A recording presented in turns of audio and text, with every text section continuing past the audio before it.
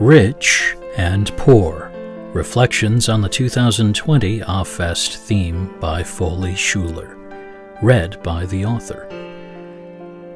Give me your tired, your poor, your huddled masses yearning to breathe free, the wretched refuse of your teeming shore. Send these, the homeless, tempest-tossed, to me. I lift my lamp beside the golden door. Emma Lazarus, from the New Colossus, inscribed on the Statue of Liberty.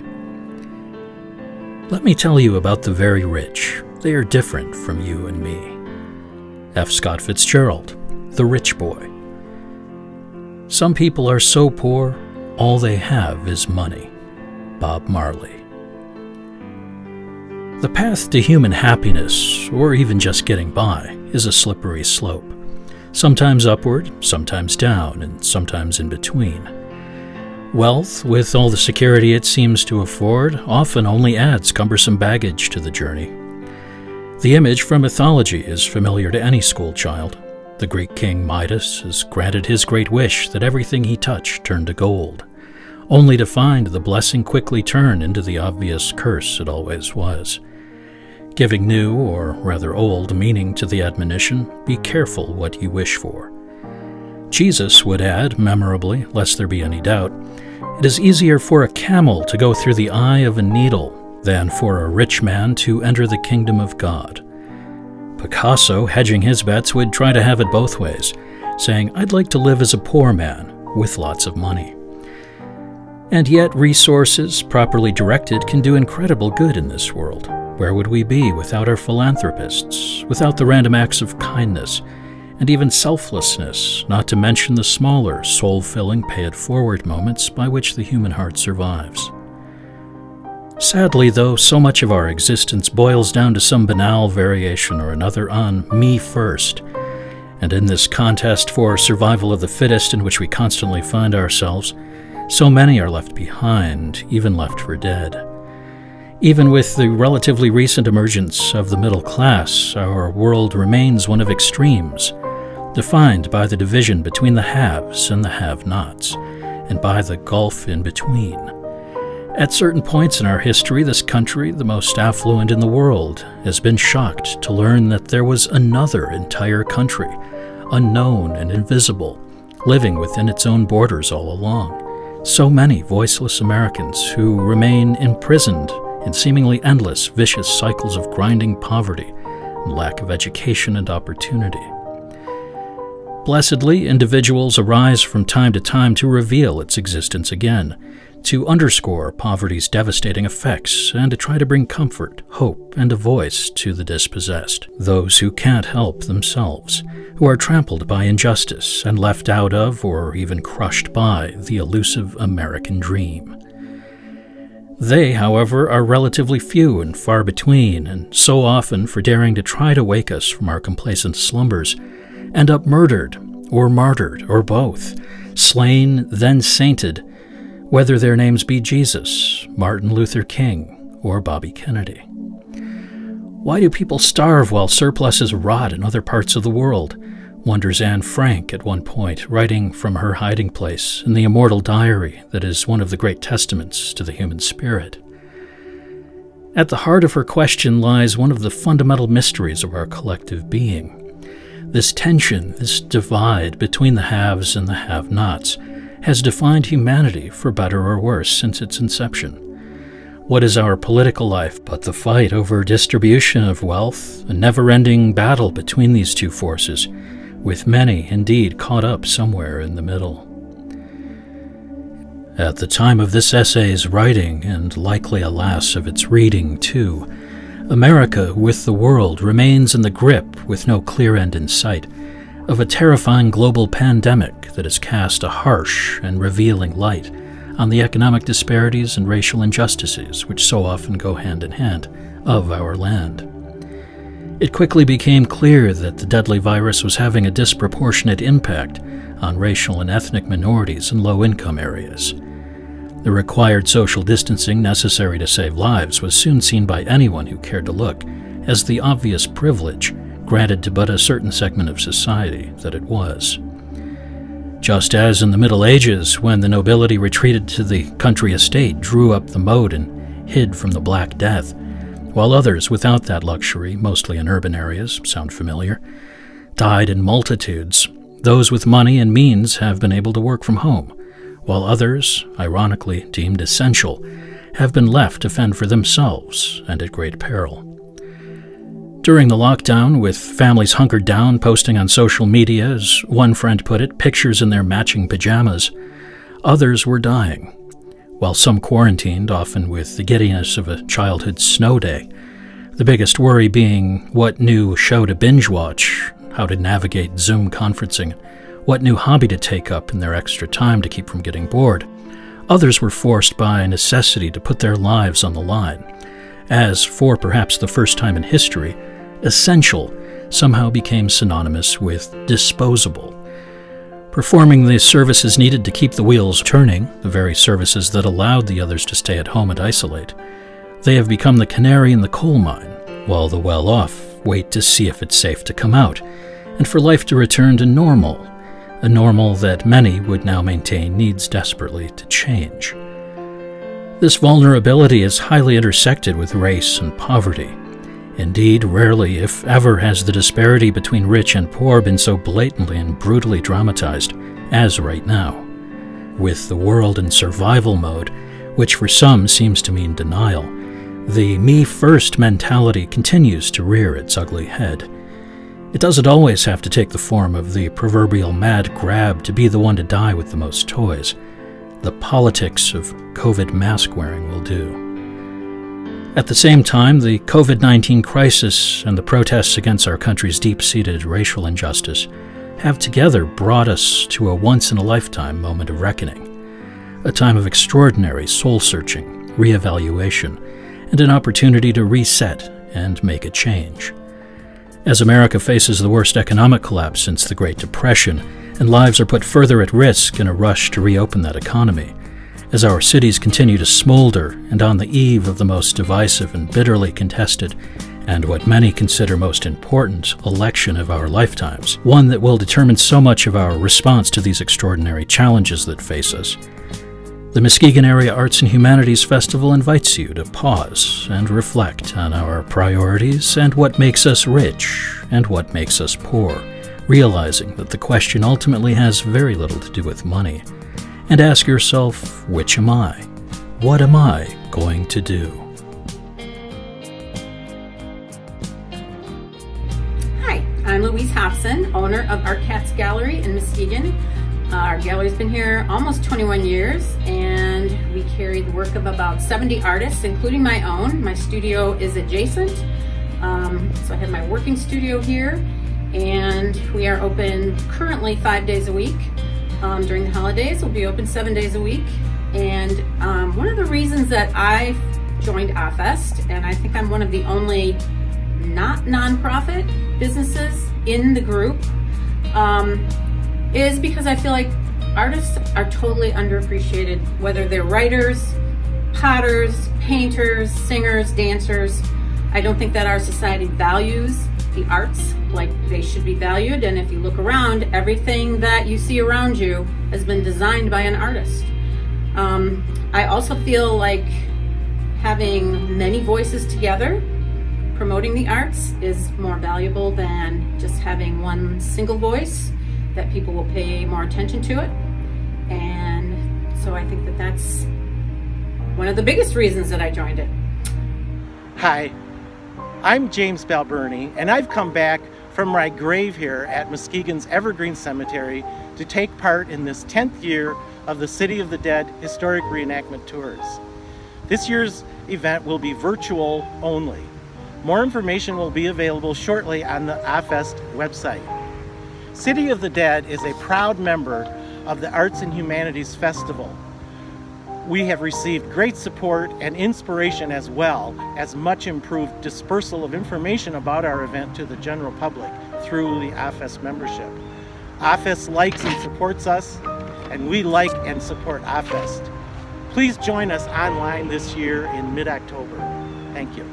Hi, my name is Erin Pyre. I'm the director of the Arts Council of White Lake New Bean Center, which is located in Whitehall, Michigan. Here we do a bunch of different things, but our main goal is to inspire the White Lake community through engaging and accessible opportunities in the arts. So we offer classes, we do exhibitions, we host artisan markets, and in the summertime, normally, we host a free summer concert series. I'm involved in, or we are involved in AhFest because it's a great way for us to connect with other arts organizations in Muskegon County and to gain new ideas and learn about what all this area has to offer. Hi, my name is Joel Selby. I'm the Special Projects Manager for the Muskegon Area Intermediate School District. We serve K-12 schools all across Muskegon County, providing them with leadership services and programs. And some of our main events that we hold in the year, we run the West Michigan Student Showcase, a 5 county-wide talent show encompassing literary arts, digital media arts, performing arts, and visual arts. We also collaborate with many local organizations, including the Muskegon Museum of Art, for an annual exhibition in the spring. And we do a lot of collaboration with the K-12 schools and connecting them with community events. The Arts and Humanities Festival for us really is a great way to connect with other community organizations and try to make sure that our K-12 schools are included in all of the things that are going on in our community. There are so many things going on, and a lot of them are great to be including students in them as well. And so we just love the collaboration and working with all the great members of AhFest, and the added benefit of the theme each year and exploring that is an awesome thing to have. I'm Sheila Wahamaki, Director of the Center for Theater here at Muskegon Community College, and I am AhFest. 20 years ago, I moved to the Muskegon area, and how delighted I was to discover the plethora of wonderful arts and humanities opportunities. I was also delighted to be hired by Muskegon Community College and to discover a thriving arts and humanities department. We offer courses in music and dance, theater, visual arts, along with philosophy, film, and of course the humanities. We also offer events in the form of concerts and plays, art exhibits, lectures. And how proud I was when Muskegon Community College stepped up to lead in the formation of this month-long festival, and how honored I was to be asked to be the one to coordinate the Muskegon Area Arts and Humanities Festival, or as we lovingly call it now, AhFest. So this month, I ask you to join in, to listen, to see, to read, to discuss, and above all, to celebrate the importance of the arts and humanities in your life and in the life of our community. You know, I really believe that the arts and humanities help us define who we are as a people, and that they can give us hope when we struggle. And more than anything else, the arts and humanities unite us, so that together, let us say, we are AhFest. Hi, my name is Colleen Zart, and I'm the Marketing and Communications Officer for the Frauenthal Center. I'm standing here in the beautiful, historic Frauenthal Theater, which just celebrated its 90th anniversary in mid-September. The Frauenthal Center is the region's hub for dynamic local performances, as well as regional tours and community gatherings. To us, there's nothing more human than coming together in the theater. Nothing more human than connecting to one another through a shared experience, no matter what that performance looks like. For us, celebrating AhFest is to celebrate the human experience. Celebrating AhFest is to celebrate what all connects us to one another. Hi, I'm Jason Bertoya, the Managing Director of Muskegon Civic Theater, and we're a part of the Arts and Humanities Festival because we tell the stories of our community, the people that live here, the people that live in our world, and Arts and Humanities teaches people empathy and understanding, and it's important to at least celebrate it once a month or once out of the year. However, there's always ways to be involved in the arts and humanity of our community. Hi there guys, my name is Mallory Metzger and I'm the Marketing and Program Coordinator with Hackley Public Library. And ever since the library first opened in 1890, we've really strived to be a place that everyone can enjoy, with the goal in mind that patrons and community members could come and just embrace everything that a library has to offer. And part of our mission is to inform and inspire, and also to promote knowledge and free thinking and to help combat indifference, and also to help provide programs that promote the arts and humanities and really just embracing social and cultural history. And being a part of AhFest, Hackley Library is extremely fortunate to be a part of this group because it really helps for all of the people within this organization to connect to each other and collaborate with being able to help spread awareness of all the great activities and events going on within the community in the arts and humanities realm. And Hackley Library is just so happy to be a part of the area that we live in and that we work in. And it has such a rich history of arts and humanities, and the future is even brighter. So we are just extremely grateful to be able to collaborate with all of the organizations within AhFest to help spread the word about the amazing programs and events and activities going on within our diverse community. Hi, I'm Marguerite Curran, the Marketing Director for the Muskegon Museum of Art. The Muskegon Museum of Art is pleased to partner with other arts and humanities organizations throughout the community. We participate through awareness of each other's programs, celebrate the importance of the work that we do, and the importance of the arts and humanities as a whole. As the Muskegon Museum of Art, we participate by offering inspiring exhibitions and the opportunity for visitors to see great art in a welcoming and safe museum environment. We also offer free admission on Thursdays and second Saturdays, and we participate in the Museums for All, which offers free admission every day for those who receive food assistance. We're excited to continue as a member of the AhFest committee and organization, and look forward to seeing people in person in the future, including for things such as the AhFest Film Fest that normally we have every year. Good morning, afternoon, or evening. And wherever you are, whether it's the middle of your living room or the middle of the woods, we're thrilled to have you join us at the Playhouse at White Lake. My name is Cindy Beth, and I have the great fortune to work with Beth Beeman, the managing director of the Playhouse, in order to provide high-quality entertainment to not just Muskegon County residents, but thanks to this virtual platform, audiences all over the world. We really look forward to exploring this year the theme of rich and poor with all of our partners in this wonderful collaboration of AhFest, Muskegon Area Arts and Humanities Festival, and we're really excited to be able to see the featured work of Gemini the Poet, and we look forward to really thinking about the way in which we explore the concept of rich and poor through the lens of arts, culture, and humanities, and seeing how much more rich of spirit we can feel once we've had the chance to experience these wonderful connections with our community. We are so grateful that you are a part of it, and we look forward to seeing you again soon at the Playhouse. Until then, please help us celebrate our 104th anniversary at theplayhouseatwhitelake.org. Thank you. Rich versus poor. When you hear rich versus poor, you automatically think of less and more. More opportunities and chances, and those who are merely a victim of their circumstances.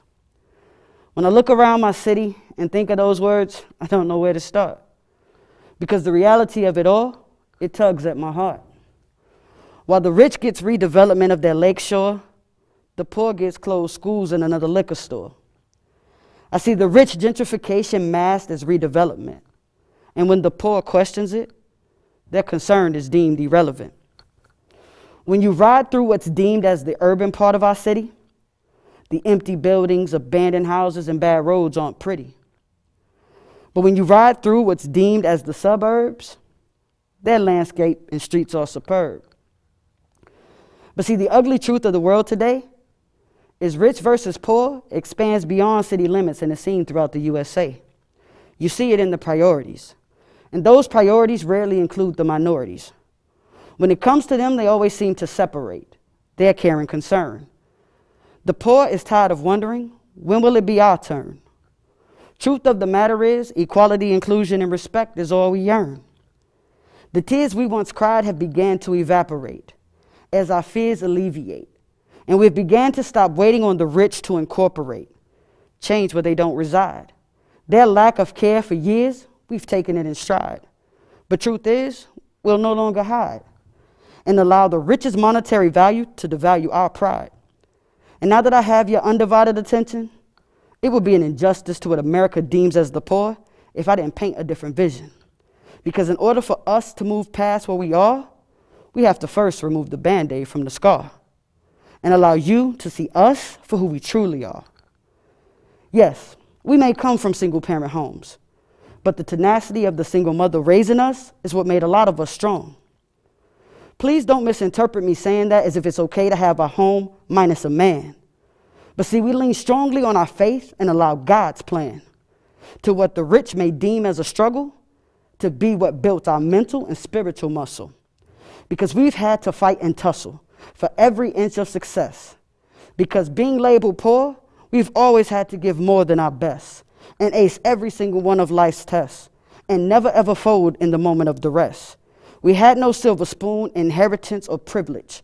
Everything we obtain, we have to go for with a steadfast spirit. I know when it comes to the truth of it all, many don't want to hear it. Many don't understand us because they haven't had to endure what we've had to endure. To solve the separation of the rich and the poor, we have to wave the white flag in the silent war. We have to look at the goal that we are all striving for, and that is to make our community and world a better place, where one is judged by the content of their heart versus their race, and where dollar signs aren't seen as the ultimate grace. What it takes to be the change we all desire to see resides within you and me. We have the capability to be so much more, but first we have to eliminate the rich versus the poor. Gemini the poet.